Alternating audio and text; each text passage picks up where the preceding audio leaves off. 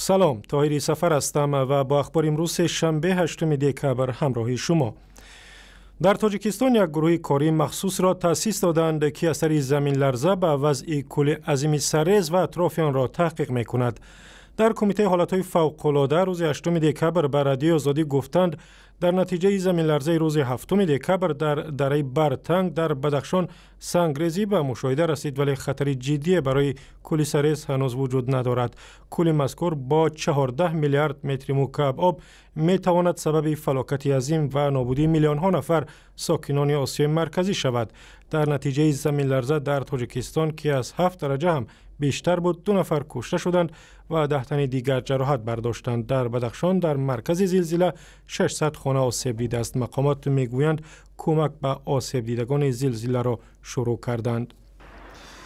فروشگاه مرکزی دوشنبه معروف با نام تسوم دیگر باره مالکیت دولت شد و مرکزی سودای تاجیکستان نام گرفت، ولی بیشتر از 20 سهام مرکز که قبلا جمعیت سهامی و خصوصی بود علیه دولتی شدن فروشگاه و معرفی رئیس نو آن اعتراض کردند.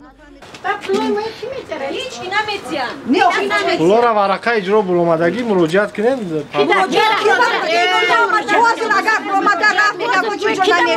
اینا ما شما میپرسم.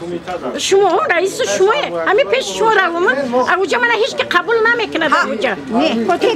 نه نمیکنم. ما قبول نمیکنیم. سهامان فروشگاه به رادیو آزادی گفتند در گذشته مال و اموال خود را فروخته سهمیه خریدند و میخواهند پول سهمیه هایشان با ارزش 10 میلیون دلار برگردانده شود. مقامات تاجیکستان گفتند که سوم با قانون شکنی ها خصوصی شده است، از این رو دیگر باره به اختیار دولت داده شد. سهامان میگویند جریان خصوصی گردانی موافق قانون صورت گرفته است. مقامات امنیتی میگویند گلمراد حلیموف فرمانده پیشین نیروهای تعینات مخصوصی وزارت امور داخلی تاجیکستان معیوب و به گروه دولت اسلامی نادرکار شده است. یک منبع در نهادهای قدرتی روز 7 دکبر به رادیو آزادی گفت اطلاع مذکور به آنها از جوان رسید که بعد فرار از عراق خود را به مقامات تاجیکستان تسلیم کرد. جوان 26 ساله تاجیک گفته است گلمراد حلیموف در حمله هواپیمای بی‌سرنشین آمریکایی در تابستان از سر و پایش مجروح شد و قدرت حرکت زیاد را ندارد.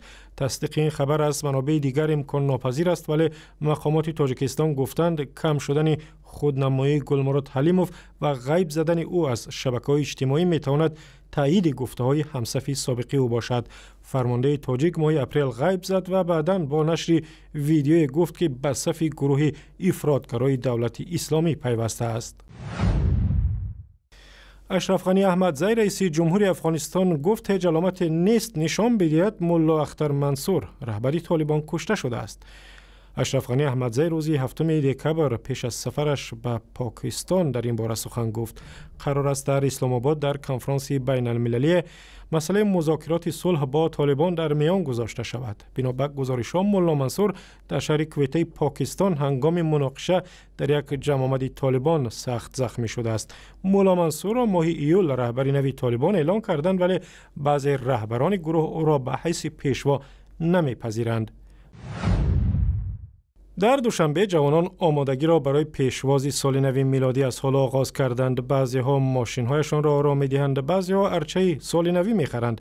با وجود آنکه بعضی از مردم مذهبی تجلیل سال نو میلادی را غیر اسلامی نامیده از آن دست کشیدند، ولی جشن مذکور هنوز هم بعد سقوط شوروی در تاجیکستان جایگاهش را از دست نداده است. و اخبار از این هم بیشتر در وبسایت رادیو آزادی، در صفحه های ما در فیسبوک، توییتر و یوتیوب و هم زمینه رادیو آزادی برای تلفن های همراه.